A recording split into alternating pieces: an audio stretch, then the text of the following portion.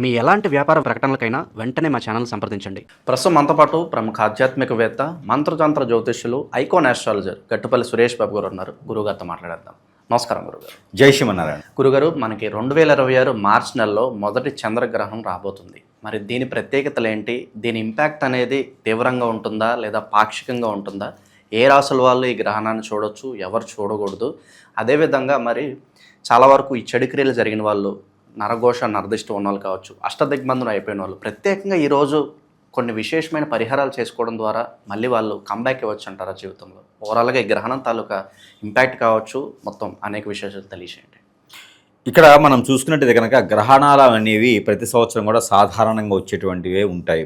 కాకపోతే వచ్చేటువంటి గ్రహణం ఏ స్థానంలో వస్తుంది, ఏ నక్షత్రంలో వస్తుంది, దాని యొక్క పరిశీలన చేసుకొని దాని యొక్క మూలాలు పరిశీలించేసి దాని యొక్క ఇన్ఫ్యాక్ట్ అంటే దాని యొక్క చెడు తత్వం ఏ రాశి వారిపైన, ఏ నక్షత్ర వారిపైన ఉన్నది అనేవి మనం చూసుకుంటే దానికి తగ్గట్టుగా పరిహారాలు అయితే మనం చేసుకునే దానికైతే అవగాహన ఉంటుంది. ఆ పరిహారాలు చేసుకున్నట్టయితే మనకి జీవితంలో ఏది అష్టదిబ్బందనకు అవ్వకుండా మనం చేసేటువంటి కార్యక్రమాలు ముందుకెళ్ళేదానికైతే కొంతమేర సూచిస్తూ ఉంటుంది. ఎందుకంటే మనకి కనిపించేటువంటి ఒక దేవుళ్ళు ఉంటే కనుక సూర్యచంద్రులే. ఆ సూర్యచంద్రులే కనుక మనం లేకపోతే ప్రపంచం లేదు. కాబట్టి సూర్యచంద్రులు కానీ మనకి చాలా ముఖ్యమైనటువంటి గ్రహాలు. కాబట్టి వాటికి గ్రహణం ఏర్పడింది అంటే కనుక ఖచ్చితంగా మన మీద ఆ ఇంపాక్ట్ అనేది కనిపిస్తుంది. కాబట్టి దాని తగ్గటువంటి మూలాలు మనం చూసుకోవాలి. మీరు గమనించినట్టయితే ప్రతి గ్రహానికి కూడా గ్రహణం ఉంటుంది. కాకపోతే మనకి కనిపించేటువంటి సూర్యచంద్రులు కాబట్టి ఆ రెండే మనం పరిగణలో తీసుకుంటూ ఉంటాం. ఇప్పుడు మనకి మోఢ్యమి అంటారు. మోఢ్యమి అంటే కూడా ఒక గ్రహణంతో సమానమే. మీకు ఐడియా ఉందంటే కనుక ఇప్పుడు రాహు గ్రహం అయితే ఉంటుంది, రాహు కూడా గ్రహం ఉంటుంది, రాహు కూడా గ్రహణం అనేది ఉంటుంది.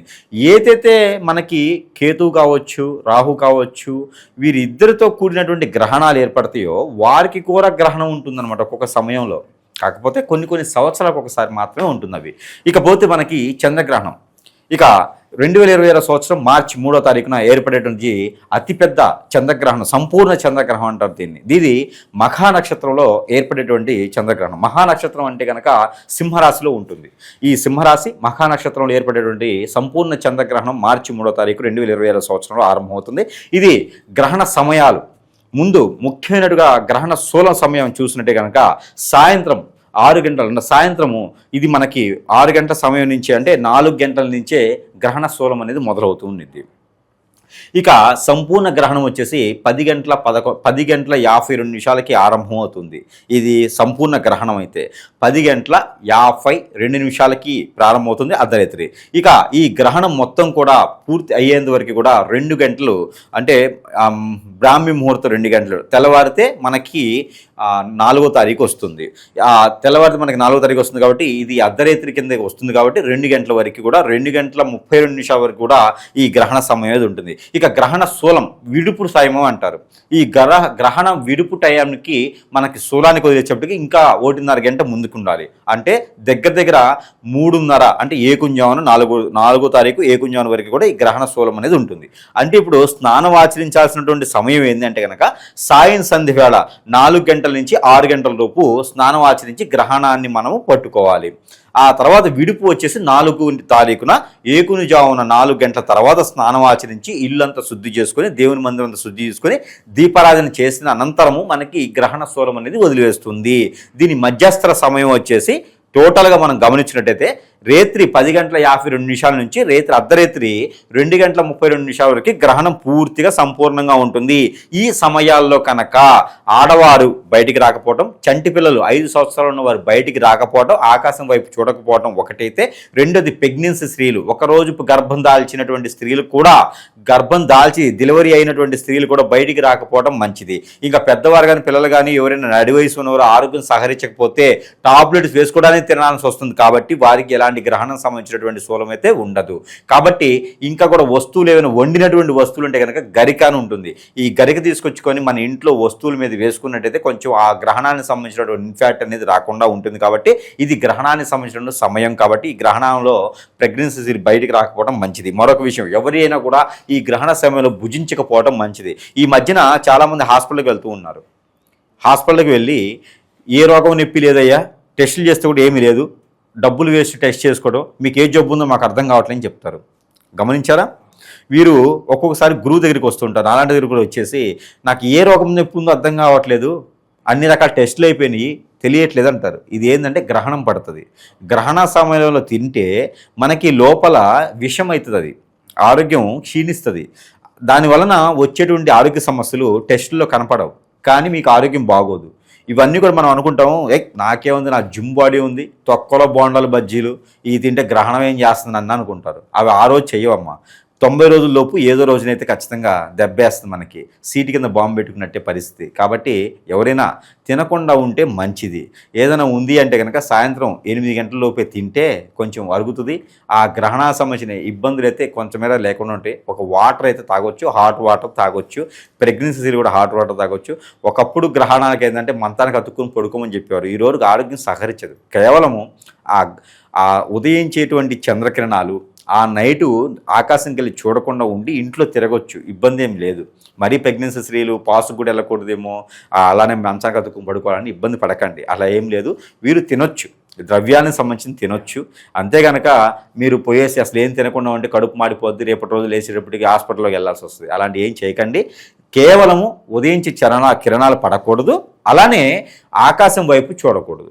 ఆ రెండు చేస్తే సరిపోతుంది తప్పితే ఇంట్లో తలుపులు వేసుకొని లోపల కూర్చొని అనేక రకాల సినిమాలు చూడొచ్చు, ఏదైనా చేసుకోవచ్చు, ఇబ్బంది అయితే లేదు.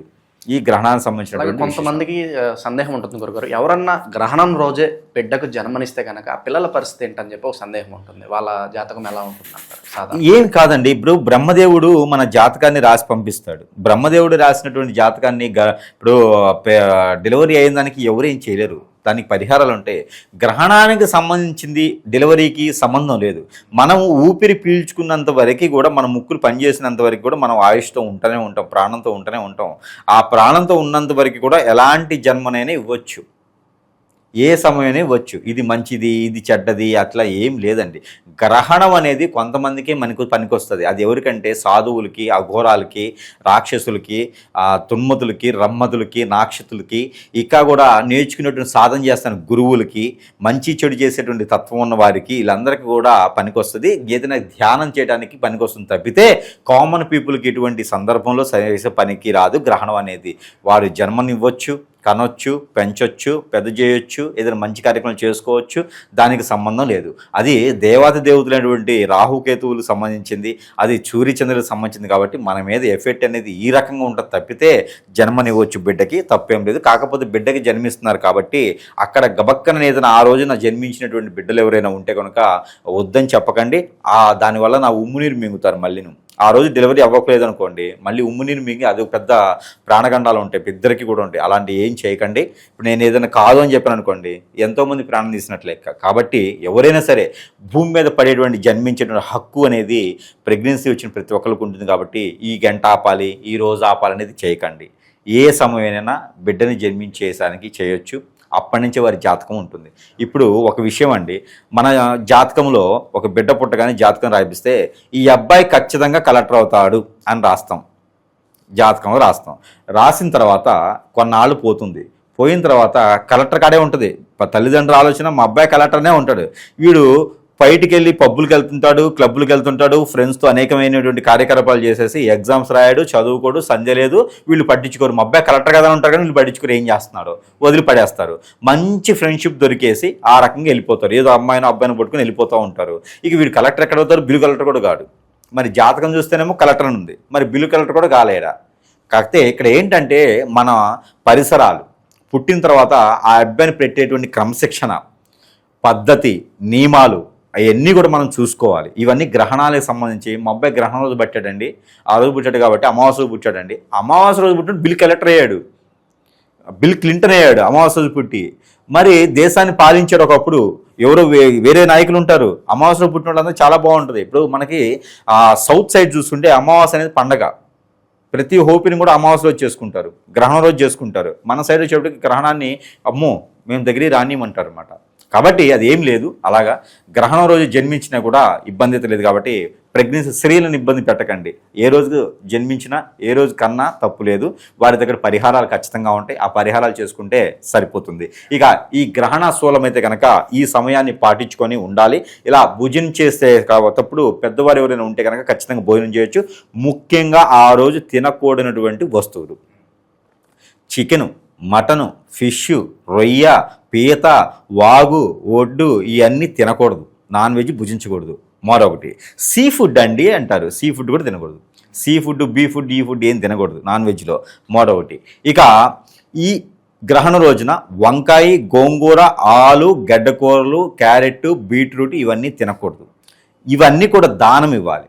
దానం ఇస్తే మనకున్నటువంటి దోషాలు, పితృదోషాలు అన్నీ పోతాయి. ఇక తెల్లవారిన తర్వాత 15 రోజుల దాకా అంటే మళ్ళీ అమావాస్య వచ్చే లోపు కనుక ఈ పితృదోషాలకు సంబంధించినటువంటి రాహుకేతు దోషాలకు సంబంధించి ఇంకా కూడా ముఖ్యంగా ఈ గ్రహణానికి సంబంధించి చంద్రదోషాలు అంటారు. ఇంట్లో ఉన్నటువంటి స్త్రీలు, చెల్లి కావచ్చు, అక్క కావచ్చు, కూతురు కావచ్చు, తల్లి కావచ్చు, ఇంకా కూడా భార్య కావచ్చు, ఇంట్లో ఆడవారు అనేక రకాల రిలేషన్లో ఉంటూ ఉంటారు. వీరందరికీ కూడా ఆరోగ్యం బాగుండాలంటే ఇంట్లో ఉన్నటువంటి పెద్దవారు, మగవారైనా ఆడవారైనా సరే వీరందరి పేర్లు చెప్పి అంతా బాగుండాలి. ఈ గ్రహణానికి సంబంధించినటువంటి శోభ, ఆ ఒక నిరోహమైనటువంటి శోభ ఏదైతే ఉందో అది మా దగ్గరికి రాకూడదు అని చెప్పేసి నమస్కారం చేసుకొని చంద్రగ్రహణానికి సంబంధించినటువంటి దానాన్ని మనం ఇవ్వాలి. దాంతోపాటు ఏమేమి ఇవ్వాలి అంటే కనుక గోధుమలు 1 కిలో, బియ్యం 1 కిలో, వెండి సంబంధించిన రూపు 1, ప్రతిమ కానీ రూపు కానీ ఇలా ఉంటాయి కదా, ఏదో ఒకటి తీసుకొని వైట్ తువ్వాల వస్త్రం 1 తీసుకొని ఎక్కడైనా మీ సమీపంలో ఉన్నటువంటి పంతులు గారో, అర్చకుల వారో, బ్రాహ్మణులకో ఈ దానం ఇవ్వాలి. కాలికి నమస్కారం చేయకూడదు. దానం ఇచ్చేసి ఆ చంద్రగ్రహణానికి సంబంధించినటువంటి శోభకి ఈ యొక్క దానం ఇస్తున్నావు నాయన అంటే ఆ చంద్ర భగవానుడు దీవిస్తుంటాడు. చంద్ర భగవానుడు ఏది ఇచ్చినా దీవిస్తాడు. ఆయన బోలాశంకరు కన్నా గొప్పవాడు. ఇంకా ఏం చేస్తాడంటే పంచె నులిపోగు ఉంటుంది. ఆ నులిపోగు స్వామివారికి లేసి దండం పెట్టుకుంటే కూడా ఆహా ఎంత ప్రేమ నా మీద అని చెప్పేసి మనమేం దీవిస్తూ ఉంటాడు. మన మైండ్ అంతా బాగుంటుంది. కాబట్టి ఎవరికైనా స్ట్రెస్ అవుతుంది, ఆర్థికంగా ఇబ్బందులు ఉన్నాయి, డబ్బు రావట్లేదు అనుకుంటే కనుక బియ్యం దానం చేస్తే డబ్బులు వస్తాయి. ఇంట్లో ఆర్థికపరమైన ఇబ్బందులు, కన్యపిల్లల నుండి పెళ్లి కావట్లేదు, జాబ్ రావట్లేదు అంటే కనుక గ్రహణం అనంతరం దానం ఇవ్వండి. బియ్యము ఇవన్నీ కూడా దానం ఇస్తే ఖచ్చితంగా మంచి జరిగేదానికి ఉంటుంది. కాబట్టి ఇలాంటివి చేయాలి. అంతేగానికి నేను అది తింటా ఇది తింటా నన్ను ఏది చేయలేదు అంటే మాత్రం ఖచ్చితంగా ఇబ్బంది అవుతుంది. ఆడపిల్లలని అయితే ఇబ్బంది పెట్టకూడదు. అలాగే గురుగారు, ఇప్పుడు ఈ గ్రహణాన్ని ప్రత్యేకంగా ఏ రాసుల వాళ్ళు చూడకూడదు? ఇది అసలు ఎవరికి ప్లస్ ఎవరికి మైనస్ అంటారు? సో ఏ విధంగా వెళ్తే బాగుంటుంది? కొంతమంది రోడ్డు మీద గురువుగారు మరి అన్ఎక్స్పెక్టెడ్గా మేము గ్రహణాన్ని చూసాము, మరి ఏమన్నా కీడు జరుగుతుందా అని చెప్పి సందేహాలు ఉంటాయి. ఇందాక మీరు చెప్పిన దానాలు అవి ఇచ్చుకుంటే సరిపోతుందంటారా? చూసిన వాళ్ళు ప్రత్యేకంగా ఏమైనా చేసుకోవాలంటారా? ఒకవేళ చూశారనుకోండి, చూడాలి ఇంక తప్పదనుకున్న వారు గరిక కానీ ఇలాచీలు కానీ జేబులో పెట్టుకుంటే సరిపోతుంది. ఆ గ్రహణానికి సంబంధించినటువంటి శోభ అయితే కనుక, చెడు దృష్టి అయితే వీరి మీద పడకుండా ఉండాలి అనుకుంటే కనుక గరిక 2 పెలికలు తీసుకొని జేబులో పెట్టుకొని వెళ్ళాలి. ఇక 2 ఇలాచీలు జేబులో పెట్టుకుని వెళ్ళాలి. ఇంగువ కూడా జేబులో పెట్టుకుని వెళ్ళొచ్చు. ఇది చేస్తే కనుక ఆ ఒక దోషం అనేది పెద్దగా బాధించకుండా ఉంటుంది. ఎవరికైనా తిరగకుండా తప్పకుండా అయితే ఉండదు. వారి వృత్తిపరంగా బయటికి వెళ్ళాలి. ఆ ఇన్ఫెక్ట్ అనేది మన మీద, మన మైండ్ మీద పడుతుంది. చంద్రగ్రహణం శోభ ఏంటంటే మన మైండ్ గేమ్ ఆడుతుంది అనమాట. చెడు దృష్టి చూపిస్తుంది. మైండ్ అంటే స్ట్రెస్ అయిపోతూ ఉంటారు, అనారోగ్య పాలైపోతూ ఉంటారు. కాబట్టి ఇలాచీలు కానీ, ఇంగువ కానీ, గరిక కానీ జేబులో పెట్టుకుంటే ఆ ఇన్ఫెక్ట్ అనేది ఉండదు. తర్వాత పారేటువంటి నీటిలో అది వేసేయాలి. అప్పుడు వారికి ఇబ్బంది లేకుండా ఉంటుంది. స్నానం అయితే ఖచ్చితంగా గ్రహణ అనంతరం ప్రతి ఒక్కరు కూడా స్నానం ఆచరించుకోవాలి. ఏదో ఒక ఆలయానికి వెళ్ళి దీపారాయణ చేసుకోవాలి. ఇంట్లో చేయలేని పరిస్థితి లేని వారు ఆలయానికి వెళ్ళి దీపారాయణ చేసుకోవాలి. ఇలా చేస్తే కనుక పనికి వస్తుంది. ఇంకా బియ్యం కూడా మేము దానం చేయలేమంటే పాల తాలికలు కానీ, చక్కెర పొంగలు కానీ వినాయక స్వామి వారికి పెట్టుకుంటే కనుక సరిపోతుంది. గ్రహణానికి సంబంధించినటువంటి శోభ, ఆ యొక్క ఇబ్బంది అయితే ఖచ్చితంగా తొలగిపోతుంది. వినాయక స్వామి వారు దీనికి అధిపతిగా ఉంటున్నాడు. దత్తాత్రేయ స్వామి కూడా అధిపతి ఉంటాడు, కానీ వినాయక స్వామి ముఖ్యంగా ఉంటారు. ఇక ఏ రాశి వారికి బాగోదు అన్నారు. ఇక సింహరాశిలో గ్రహణం ఏర్పడుతుంది కాబట్టి సింహరాశి వారికి ఇన్ఫ్యాక్ట్ ఎక్కువగా ఇబ్బంది కలిగించేటువంటిది అయితే కనిపిస్తుంది. ఇక 12వ రాశి అయినటువంటిది ఉంది కాబట్టి కన్యా రాశి వారికి కొంచెం ఇబ్బంది ఉంటుంది. కన్యా రాశి, సింహరాశి వారికి ఖచ్చితంగా ఇబ్బంది ఉంటుంది. ఇక మకర రాశి వారికి కొంత ఇబ్బంది ఉంటుంది. కుంభరాశి వారికి ఇబ్బంది ఉంటుంది. ఇక చూసుకుంటే కదా మేషరాశి వారికి ఒక్క మేర ఇబ్బంది అయితే కనిపిస్తుంది. ఈ ఇబ్బందులన్నీ కూడా 3 మాసాల లోపు ఎప్పుడైనా జరగవచ్చు. ఈ దానం అనేది 15 రోజుల లోపు ఇస్తే కనుక ఆ ఇబ్బందులు అనేది జరగకుండా ఉంటుంది. మేజర్ ఇబ్బందులు అంటే ఏ విభాగాల్లో ఉండొచ్చు? ఆర్థికంగా ఇబ్బంది, మైండ్ పరంగా గేము, ఏదైతే ముందుకెళ్దాం అనుకుంటే మతిమూర్పు వచ్చేస్తుంది, మర్చిపోతుంటారు, బద్ధకం ఏర్పడుతుంది, మోషన్ ప్రాబ్లం ఉంటుంది, ఇక బ్లడ్కి రిలేటెడ్ సమస్యలు వస్తాయి, స్కిన్ ప్రాబ్లమ్స్ వస్తాయి, మేజర్గా బ్రెయిన్ ప్రాబ్లమ్స్ వస్తుంది. బ్రెయిన్ క్యూబర్ రాదు, బ్రెయిన్కి సంబంధించిన ఆలోచన మతిమూర్పు రావటము, కోపం రావటము, చికాకు రావటం, ఒక పని ముందుకెళ్ళకపోవటం, ఇంట్లో ఉన్న ఆడవాళ్ళకి అనేజీగా ఉండటము, ఆరోగ్యం క్షీణించడం లాంటి సమస్యలు అయితే వచ్చేలా కనిపిస్తున్నాయి. కాబట్టి దానికి సంబంధించి దానమే ఇది. ఇక ఇవన్నీ కూడా చేయలేకపోతాం అంటే కనుక కంటిన్యూగా 7 రోజుల పాటు వినాయక స్వామివారికి గుంజులు తీసుకోవాలి. గుంజులు తీస్తే కనుక గ్రహణ దోషం కొంతమేర తగ్గుతూ ఉంది. కాబట్టి ఇవన్నీ చేసుకుంటే ఏదో ఒకటి చేసుకుంటే కూడా పనికొస్తుంది. ఇక ఈ గ్రహణ శోభకి బాగా పనికొచ్చేటువంటిది ఏ రాశి వారికి ఉంది అనుకుంటే కనుక ధనుస్సు రాశి వారికి అయితే మిశ్రమంగా పనికొస్తుంది. ఇక ఈ మిథున రాశి వారికి బాగా పనికొస్తుంది. మిథున రాశి వారికి బాగా కలిసి వస్తుంది. అన్నదమ్ముల మధ్య విడిపోయినా, ఆ కోట్లాట్లు ఉన్న, ఆస్తి తగాదులు ఉన్నా కూడా వారికి బాగా కలిసి వస్తుంది మిథున రాశి వారికి. ఇక వృషభ రాశి వారికి కూడా ఒక మేర కలిసి వస్తుంది. ఇక మిశ్రమంగా కలిసి వచ్చే రాశి ఒకటి ఉందంటే కనుక అది తులారాశి. తులారాశి వారికి పర్వాలేదు అనుకోవచ్చు. ఈ రాశుల వారికి మాత్రమే కొంచెం బెటర్గా ఉంది, ఆ రాశుల వారికి కొంచెం బాగాలేదు. ఇవి అందరూ కూడా దానం చేసుకోవచ్చు, ఇబ్బంది లేదు. అలా గురుగారు, ఇప్పుడు చంద్రుడు మనస్కారకుడు అంటూ ఉంటారు కదా, మరి ఈ గ్రహణ సమయంలో ప్రేమలో ఉన్నవాళ్ళు, రిలేషన్షిప్లో ఉన్నవాళ్ళు కావచ్చు, అలాగే భార్య భర్తలు కావచ్చు, వాళ్ళ మీద ఎటువంటి ఇంపాక్ట్ చూపిస్తుంది అంటారు? వాళ్ళు ప్రత్యేకంగా ఎలాంటి జాగ్రత్తలు తీసుకోవాలి? భార్యాభర్తల మీద ఇప్పుడు మనం అనుకున్నటువంటి రాసులు ఏవైతే ఉన్నాయో, సింహరాశి కావచ్చు, లేకపోతే మనకి కుంభరాశి కావచ్చు, ఈ రాసుల వారు ఎవరైతే ఉన్నారో, కర్కాటక రాశి కావచ్చు, ఈ రాసుల వారు ఎవరైతే ఉన్నారో వీరు ఒక ఎకరంగా కన్యారాశి వారు ఒకరు. వీరికి ఏంటంటే భార్యాభర్తల మధ్యన ఎడబాటు భారం రావచ్చు, మాట మంచి పదవచ్చు, ఏదైనా లవ్ ఉన్నా కూడా అది కొంచెం ఇబ్బంది కలిగించే విధంగా అవ్వచ్చు. వీరు ఏంటంటే బిజీ లైఫ్, టైం ఇవ్వలేనటువంటి లైఫ్కి వెళ్ళిపోతారు, ఆటోమేటిక్గా కష్టపడుతుంటారు. వాళ్ళకి టైము, ఫోన్ మాట్లాడడం కూడా అవ్వకపోతే ఖచ్చితంగా వారికి ఇద్దరి మధ్యన ఎడబాటు అయితే వస్తూ ఉంటుంది. అది పెద్దది కాకుండా చేసుకోవాలంటే కనుక ఇలాంటి దానం చేసుకుంటే, లేదా ప్రతిరోజు పాలలో తేనేసుకుని తాగితే కనుక, ఇలాంటి వారు భార్యాభర్తలు చేసేవారు ప్రతిరోజు ఉదయాన్నే పాలలో తేనేసుకుని తాగాలి 15 రోజుల పాటు. అలా చేస్తే వీరికి భార్యాభర్తల నుంచి గొడవలు, కొట్లాట రాకుండా ఉంటుంది. ఇక లవ్ ఉండేది కనుక లవ్ అయితే ఖచ్చితంగా ఫెయిల్ అవుతారు. 12 రాసుల వారికి కూడా లవ్ ఎఫెక్ట్ అయితే ఉన్నది, మోసపోతారు. ఎవరో ఒకరైతే ఖచ్చితంగా మోసపోతారు. కాబట్టి అలా మోసపోకుండా ఉండాలి అనుకుంటే కనుక ఒక 56 రూపాయలు ఇద్దరు చుట్టూతో తిప్పుకొని ఎక్కడైనా పారేడు నీటిలో కానీ ఏదైనా పేదవాళ్ళకి ఇస్తే కూడా సరిపోతుంది. ఇలా పేదవాళ్ళకంటే 56 రూపాయల కంటే ఇంకో 56 రూపాయలు కలుపుకొని పేదవారికి ఇస్తే కనుక ఆ గ్రహణానికి సంబంధించిన దోషం అనేది తొలగిపోతుంది. ఆ వెండి రూపు ఏదైతే ఉందో అది తీసుకొని ఇద్దరి చుట్టూన తిప్పుకొని నీళ్ళలో పడివేయాలి. అలా చేస్తే కనుక లవ్ అనేది ముందుకు వెళ్తూ ఉంది. వారిద్దరి మధ్యన ఎడబాటు భారం అనేది లేకుండా, కొట్లాట లేకుండా ఉంటుంది. అనుమానం కూడా తగ్గుతుంది. జీవితానికి సంబంధించిన ముఖ్యమైన నిర్ణయాలు ఈ టైంలో తీసుకోకుండా ఉండవే మంచిది అంటారా? ఖచ్చితంగా తీసుకోవచ్చు, అట్లా ఏం లేదు. గ్రహణానికి సంబంధించినటువంటిది జీవితం ఎదగేదాన్ని తీసుకునేదానికి తీసుకోవచ్చు. దానాలు తీసుకుంటే మంచిది. కాకపోతే మనసు మైండ్ మన చేతిలో ఉండకుండా, ఆధీనం లేకుండా ఎడుబడితడి పోతూ ఉంటాయి. కాబట్టి మన కంట్రోల్లో మన మైండ్ ఉండాలి, మన బాడీ మన కంట్రోల్లో ఉండాలి. కాబట్టి దానాలు చేసుకున్న వారు అయితే చేసుకోవచ్చు.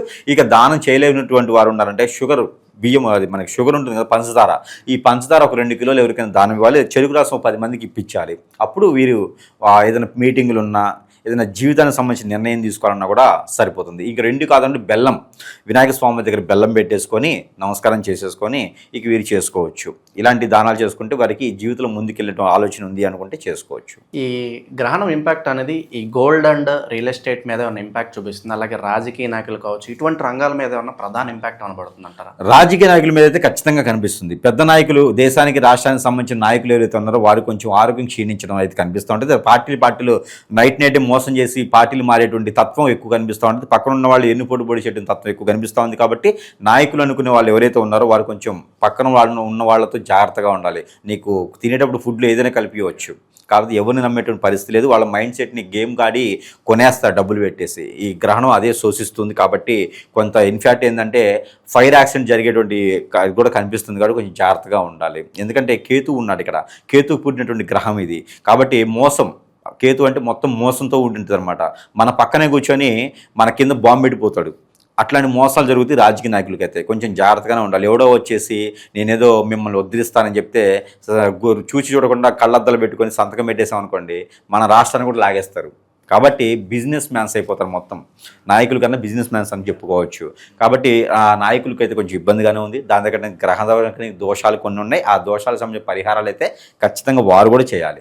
రాష్ట్రానికి సంబంధించిన వాళ్ళు కాదండి, దేశానికి సంబంధించిన నాయకులు కూడా ఈ గ్రహణ శోభకి అయితే మాత్రం ఖచ్చితంగా బలయ్యేదానికి అయితే కనబడుతుంది. ఆ శుభదృష్టి అయితే వాళ్ళ మీద కూడా ఉంది. కాబట్టి ఇక బంగారం సంబంధించి అయితే కనుక బంగారం హెచ్చుతగ్గులేటువంటి రేట్ అయితే స్థిరంగా ఉండేటువంటి స్థాయి అయితే కనుక 1,50,000 రూపాయలు స్థిరంగా ఉంటుంది. కాబట్టి ఎవరైనా డబ్బులు పెట్టుబడి పెట్టాలంటే ఎక్కువగా బంగారమే పెట్టకండి. వెండి అయితే మాత్రం చుక్కలు అందుతాయండి. చుక్కల కన్నా హైట్కి వెళ్ళేటువంటిది అయితే వెండి రేటు పెరుగుతుంది. ఎందుకంటే ఇది సింహరాశిలో వస్తుంది, మఖా నక్షత్రంలో వచ్చేటువంటిది. కాబట్టి మఖా నక్షత్రానికి ఇది రవి అధిపతి ఉన్నారు. రవి అధిపతి అంటే ఇక్కడ చంద్ర భగవానుడు కూడా ఉచ్చంలో ఉంటాడు. కాబట్టి ఈ యొక్క గోల్డ్ కన్నా కూడా సిల్వర్ రేట్ అనేది కొంచెం ఎక్కువ పెరిగేటువంటి ఆలోచన అయితే రానున్న కాలంలో కనబడుతుంది. కాబట్టి ఇన్వెస్ట్మెంట్ చేయాలనుకుంటే కనుక సిల్వర్ మీద చేయొచ్చు, కానీ గోల్డ్ మీద అంత పెద్దగా చేయడానికి అయితే ఉండదు. అదేంటంటే మన మైండ్ సెట్లోనే అటు ఇటు అవుతుంది అనమాట, ఇబ్బంది పడతారు. పోయినసారి కూడా అట్లనే అయ్యేసి దాదాపు 2 లక్షల కోట్ల రూపాయలు జనాలు లాస్ అయినటువంటి పరిస్థితి ఏర్పడుతుంది. కాబట్టి బంగారం పెద్దగా బాధించేదానికి లేదు. కాబట్టి 1,50,000 రూపాయలకు అటు ఇటుగా ఉంటుంది అంతే బంగారం, కానీ సిల్వర్ పెరుగుతుంది. కాబట్టి దాని మీద ఇన్వెస్ట్ చేసుకోవచ్చు. ఇక రాజకీయ నాయకులకు చాలా జాగ్రత్తగా ఉండడం మంచిది. ముచ్చివాత పడేలా కూడా ఉంది. గురుగారు, ఇక మీరు ఒక తాంత్రిక ఉపాసకులు. సో ఒక ప్రశ్న ఉంది, మీరు మాత్రమే దానికి సరైన సమాధానం చెప్పగలుగుతారు. ఇప్పుడు ఎవరైతే ఈ నరఘోష నరదిష్టి ఎక్కువగా ఉంది, శత్రువులు ఎక్కువగా ఉన్నారు గురుగారు, లేదంటే మనసేం బాగోట్లేదు, ఎటు వెళ్ళాలో అర్థం కావట్లేదు, అష్టదిగ్బంధనం అయిపోయాము, లేదంటే మా మీద కుళ్ళుతోనూ రందితోనూ ఎవరో ఒకరు ఏదో ఒక చెడు క్రియ చేయించారు, అష్టదిగ్బంధనం అయిపోయాము, జీవితంలో ఎటు వెళ్ళాలో తెలియట్లేదు అని చాలామంది బాధపడుతూ ఉంటారు. బయటకు వచ్చి చెప్తారు, కొంతమంది లోపల బాధపడుతూ ఉంటారు. మరి అమావాస్య తాంత్రిక శక్తులకి చాలా పవర్ఫుల్. మరి అటువంటి శక్తుల్ని తిప్పికొట్టడానికి, కాస్త ఈ ప్రభావాలను తగ్గించుకోవడానికి ప్రత్యేకంగా ఈ గ్రహణం రోజు మనం ఏదైనా చేసుకోవచ్చు అంటారా? ఖచ్చితంగా అండి, ఖచ్చితంగా చేసుకోవచ్చు. ఎవరికైతే జాతకములో ఏ గ్రహం అయితే గనక వారికి ఎక్కువగా శోధించట్లేదో, బాధించట్లేదో, ఇబ్బంది పెడుతుందో దానికి సంబంధించినటువంటి ధ్యానం అయితే మాత్రం ఖచ్చితంగా చేసుకోవచ్చు. ఈ గ్రహానికి సంబంధించిన జపం అంటారు, ఈ జపం ఖచ్చితంగా చేసుకోవచ్చు. లేదా ఇష్టదైవానికి జపం చేసుకోవచ్చు, ధ్యానం చేసుకోవచ్చు. లలిత సహస్రనామం లాంటివి, దత్తాత్రేయ స్వామివారి మంత్రం పఠన కానీ ఇవన్నీ కూడా వీరు చేసుకుంటే కనుక మంచి సానుకూలం పడేటువంటి యోచన అయితే కనిపిస్తుంది. అదే గ్రహణ రోజునైతే ఇంట్లో కూర్చొని ఎవరికి వారైతే ఆ గ్రహాలకు సంబంధించిన ధ్యానం అయితే చేసుకోవచ్చు. ఇక హిప్నాటిజం, బ్లాక్ మ్యాజిక్, వశీకరణం, చాతబడి, బాగలముఖి, భానుమతి, ఏక్షణి, ధూపమతి, ధూపావతి, స్పిరిట్ లాంటివి ఏదైనా చాలా జరుగుతూ ఉన్నాయి ఈ రోజుల్లోనూ. ఇక గురువుకు ఒక పేరు పెట్టుకొని చేస్తూ ఉన్నాడు. చివరికి వచ్చేటప్పటికి చాతబడే అంటారు దాన్ని.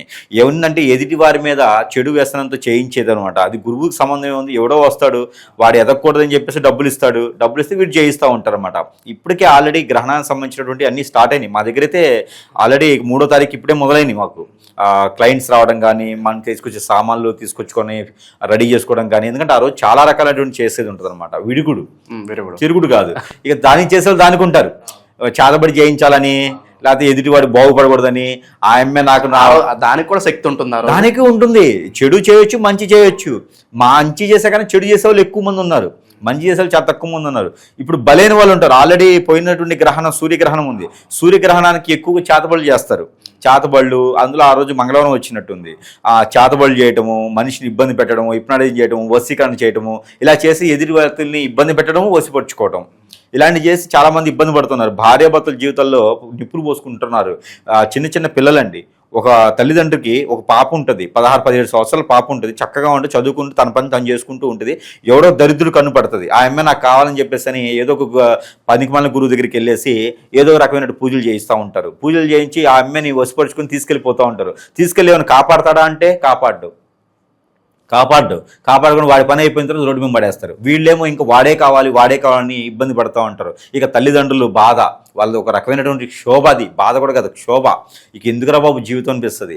అలాంటి వాళ్ళకి బాగు చేసేదానికి మనం ఎంచుకున్నాము. ఇలాంటి గ్రహణాల ద్వారా అలాంటి వారు ఎవరైనా సంప్రదిస్తే కనుక ఖచ్చితంగా వారికి విరుగుడు అయితే మాత్రం అవుతుందండి. ఆ విరుగుడు చేసేదానికైతే ఖచ్చితంగా మేము దానికి సహకరిస్తాము. ఎక్కడైనా బాగుపడకుండా, ఎక్కడైనా ఏదో చేయిస్తాను లక్షల రూపాయలు గుంజేసినటువంటి పరిస్థితులు ఉన్నాయి ఈ రోజుల్లోనూ. ఏ పని అవ్వకుండా గురువులే హిప్నటైజ్ చేసే విధంగా ఈ వ్యవస్థ చాలా మారిపోయిందండి. మొన్న ఈ మధ్య ఒకటి చూశానండి, 3 days బ్యాక్ ఒకడు ఎవడో పేరు చెప్పి వచ్చేసి కొన్ని మాధ్యాల్లో వచ్చేసి, ఇది నేను పర్టికులర్ చూసినాను, మాధ్యాల్లో వచ్చేసి వాళ్ళందరినీ హిప్నటైజ్ చేసేసి, ప్రజల్ని హిప్నటైజ్ చేసేసి, మీకు ఏది కావాలో చెప్పండి 24 గంటలు నేను చేస్తాను, ఏమంటారు వాటిని, న్యూడ్ పూజలు, ఏదో అమ్మవారి పేరు చెప్పి న్యూడ్ పూజలు చేస్తని చెప్పి ఒక రూమ్ తీసుకొని ఆ రూమ్లో కూర్చోబెట్టేసి అందరినీ న్యూడ్ పూజలు చేసుకుంటూ వాళ్ళని ఇంప్లిమెంట్ చేసేస్తూ ఉన్నారు. 12 మంది నుంచి 25 మంది అమ్మాయిలు, ఆడపిల్లలు, ఆంటీలు అందరూ ఎక్కువ ఏజ్ ఉన్న వాళ్ళు, పెళ్ళైన వాళ్ళు, పెళ్లి కాని వాళ్ళు అందరూ కూడా అక్కడ పూజలు చేసుకుంటే వాళ్ళ సంసారం బాగుండాలి, జీవితం బాగుండాలి, భర్త బాగుండాలి, మాకు పెళ్ళి అవ్వాలి, మా సంసారం అంతా బాగుండాలని పూజలు చేస్తారు. వాళ్ళ తప్పు కాదండి. ఇక్కడ వీళ్ళు వాళ్ళని ఇంప్లిమెంట్ చేసి తర్వాత రోజున వాళ్ళని బ్లాక్మెయిల్ చేసి తర్వాత రోజున వాళ్ళనే ఇబ్బంది పెట్టేటువంటి పరిస్థితికి ఈరోజు ఏర్పడ్డాం మనం. రేపటి రోజున వాళ్ళు బతిలాటానికి లేదు, భంగపట్టడానికి లేదు. కానీ గురువులను కూడా ఈరోజు నమ్మేటువంటి పరిస్థితి లేదండి. ప్రజలకి ఈ సందర్భంగా ఒకటే చెప్తున్నా, ఏ గ్రహం అన్నా రానియండి, ఏ గ్రహణం అన్నా రానియండి, మనుషులకి ఇబ్బంది పెట్టే గ్రహాలు ఉండవు. ఏదైనా ఛాయ ఉందంటే అది మానవ గ్రహం చేసేటువంటి క్రియల వల్ల మాత్రమే ఏర్పడుతూ ఉంది. ఒక దరిద్రముడు అక్కడికి వస్తాడు, ఆడొచ్చేసి దశమహావిద్యులు అని చెప్పేసి అని మద్యం పెట్టేసి దశమహావిద్యులు అని చెప్పి మందు తాగొచ్చని చెప్తాడు. ఎక్కడ ఏమైపోతుందో సనాతన ధర్మంలో విలువలు ఏమైపోతుందో తెలియట్లేదు. కాబట్టి ప్రేక్షకులకి ఈ సందర్భం కూడా చెప్తున్నా, ఏ గ్రహం వచ్చినా, ఏ గ్రహాలు వచ్చినా దానికి పరిష్కార మార్గాలు ఉన్నాయి. దానికి ఏదైనా దానాలు ఉన్నాయి, ధర్మాలు ఉన్నాయి, యజ్ఞ, యాగ, హోమ, జప, తప దర్శనాలు ఉన్నాయి. ఏ దేవుని దర్శనం చేసుకున్నా కూడా మీకు కొంతమేర ఉపశమనం దొరుకుతుంది. అంతేగాని గురువుల్ని ఏది పడితే ఆ గురువుని నమ్మేసి వెళ్తే కనుక ఖచ్చితంగా మనం ఇబ్బంది పడేటువంటిది ఏది కనిపిస్తుంది. ఇది మాత్రం ప్రతి ఒక్కరు కూడా అవగాహన రావాలి, అవేర్నెస్ వీడియో అనుకోవాలి తప్పితే అలాంటి వాటి జోలికి వెళ్ళకండి. ఎవడో వచ్చి చేస్తానని మాత్రం నమ్మేట పరిస్థితి లేదు. చివరికి మీ కన్న బిడ్డలు దూరం అవుతున్నారు, భార్యాభర్తలు దూరం అవుతున్నారు, పిల్లలు దూరం అవుతున్నారు. జాగ్రత్త చూసుకోవాలి. చాప కింద నీరులాగా ఇది వెదజల్లుతుంది. కాబట్టి కొన్ని రకాల సంఘాల వాళ్ళు వచ్చేసి ఈ రకమైన వ్యవస్థకి చేస్తున్నారు. ఇవన్నీ సనాతన ధర్మంలో లేవు. ఇవి సనాతన ధర్మంలో విషయాలు కావు. కాబట్టి ప్రతి ఒక్కరు కూడా గమనించుకోవాలి. మన పిల్లలకి మనమే గైడెన్స్ ఇవ్వాలి. ఇలా ఉంటే ఇలా అమ్మ, బయట వాళ్ళకి ఇలా చెప్పాలి, ఇలా ఉండాలని చెప్పి మనమే గైడెన్స్ ఇవ్వాలి. అంత శృతిమించిన వాళ్ళు ఏదైనా మీకు అనేజీగా ఉంది, అన్ఫిట్గా ఉంది, ఏ పని చేసినా ముందుకు వెళ్ళట్లేదు అంటే కనుక ఖచ్చితంగా మీ వెనక ఏదో జరుగుతుంది అర్థం. అవన్నీ కూడా అలాంటి వారు ఉంటే కనుక ఖచ్చితంగా సంప్రదిస్తే వారికి సరైనటువంటి పరిష్కార మార్గం చూపించేటువంటి అవగాహన అయితే మన దగ్గర లభ్యపడుతుంది. కాబట్టి సంప్రదించవచ్చు. గురుగారు, కొంతమంది సంప్రదించలేని వాళ్ళు కూడా ఉంటారు. మరి ఆ రోజు ఈ ప్రభావాలు ఎంతో కొంత తగ్గడానికి మంచి తాంత్రిక పరిహారం ఏదైనా ఉంటే మీ ద్వారా తెలియజేయండి. ఖచ్చితంగా అండి. ఆ రోజు ముఖ్యంగా వీరు చేసుకోవాల్సిందంటే కనుక ఆ అవకాశం ఉన్నంత వరకు కూడా వీరు బయటికి రాకుండా ఉండాలి. రెండోది, ఏ ఫుడ్ కూడా గ్రహణ సమయంలో తినకుండా ఉంటే మంచిది. వాటర్ తాగొచ్చు, పాలు కూడా తాగకూడదు. వాటర్ అయితే తాగొచ్చు, హాట్ వాటర్ అయితే ఇంకా మంచిది. ఇవి వారికి వారు చేసుకోవాల్సిన పరిహారాలు. ఇక ఇష్ట గ్రహానికి వారిలో గోచార ప్రకారంగా ఏ గ్రహానికి లోపం ఉందో ఆ గ్రహానికి సంబంధించినటువంటి ధ్యానం, జపం చేసుకోవచ్చు. కూర్చొని బాసపడేసుకొని జపం చేసుకోవచ్చు. ఈ 3 వారు చేసుకొని పరిహారాలు. ఇకపోతే ఆ రోజున వీరు గ్రహణం ఏర్పడక ముందే ఏదైనా హనుమాన్ ఆలయంలో కానీ, వినాయక ఆలయంలో కానీ కొబ్బరికాయ కొట్టుకొని గ్రహణానికి సంబంధించినటువంటి శూల ఏదైతే ఉందో ఆ ఒక చెడు దృష్టి మా మీద ఉండకూడదని నమస్కారం చేసుకొని రావాలి. ఆ తర్వాత గ్రహణం అనంతరం 4వ తారీఖు లేదా 4వ తారీఖు నుంచి ఒక వారం రోజులు తీసుకున్నట్టయితే ఏదో ఒక రోజు ఆలయానికి వెళ్ళేసి ఏదో అభిషేకం చేసుకుంటే చాలా మంచిది. శివాలయానికి వెళ్తే చాలా మంచిది, లేదా వినాయక స్వామి దగ్గరికి వెళ్తే చాలా మంచిది, హనుమాన్ దగ్గరికి వెళ్ళినా కూడా చాలా మంచిది. అక్కడక్కడ ప్రాంతీయ ఆచార ప్రకారంగా చేసుకున్నట్టయితే చాలా బాగుంటుంది. ఇక తర్వాత ఏదైతే మనం చెప్పినటువంటి దానం ఉందో ఆ బియ్యము, ఆ రావి చెమ్ము కానీ, అది మనకి స్టీలు చెమ్ము కానీ, లేకపోతే వెండికి సంబంధించినటువంటి ఒక రూపు పాత్ర, ఒక వైట్ వస్త్రం తీసుకెళ్ళి బ్రాహ్మణోత్తమునికి దానం ఇస్తే కూడా చాలా మంచిది. ఇలాంటి కార్యాలు చేసుకున్నట్టయితే కనుక గ్రహాలకు సంబంధించిన విషయానికి బాగుంటుంది. ఇకపోతే నవధాన్యాలతో పాటు ఉలవలతో పాటు కందులతో పాటు గోధుమలతో పాటు జొన్నలతో పాటు బియ్యం, ఇవన్నీ కూడా కలగలుపుని అన్నీ కూడా పావుకిల చొప్పును తీసుకొని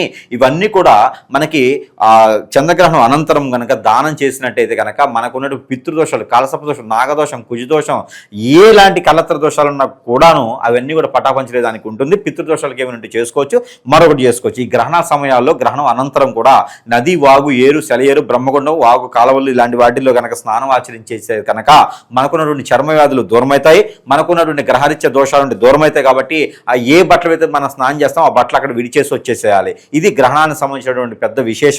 ఇది చేసుకుంటే కనుక ప్రపంచం మొత్తం చాలా బాగుంటుంది. సనాతన ధర్మంలో విలువలు కాపాడుకుంటే చాలా బాగుంటుంది. ఈ గ్రహణం రోజున మనకున్నటువంటి చెడు అలవాటు, ఎఫ్ఐఆర్ కావచ్చు, మనకున్నటువంటి మద్యం తాగడం తాగొచ్చు, ధూమపానం చేయడం కావచ్చు, ఇంకేదైనా చెడు అసలు బెట్టింగ్ పెట్టుకోవడమా, లేదా ఇంకేదైనా చెడు అలవాట్లు మనకు ఉన్నాయా అంటూ కనుక ఆ అలవాట్లు ఒకటి వదిలేస్తే కూడా వీరికి మంచి సానుకూలపడేటువంటి వాతావరణం లభ్యపడుతుంది. కాబట్టి మన విషయాలు, పర్సనల్ విషయాలు ఎవరు షేర్ చేయకుండా మానవ గ్రహానికి అసలు చెప్పకుండా ఉండి ఇలాంటి పాటిస్తే కనుక ఈ గ్రహణానికి సంబంధించిన విషయాలన్నీ కూడా చాలా బాగుంటుంది.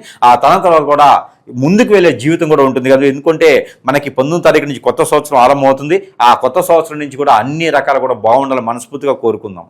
ఓవరాల్గా చంద్రగ్రహణం ప్రత్యేకతలు కావచ్చు, ప్రతి ఒక్కరు తీసుకోవాల్సిన జాగ్రత్తలు, ఎటువంటి రెమెడీస్ చేసుకోవాలి, మంచి విశ్లేషణ అందించారు. ధన్యవాదాలు సార్.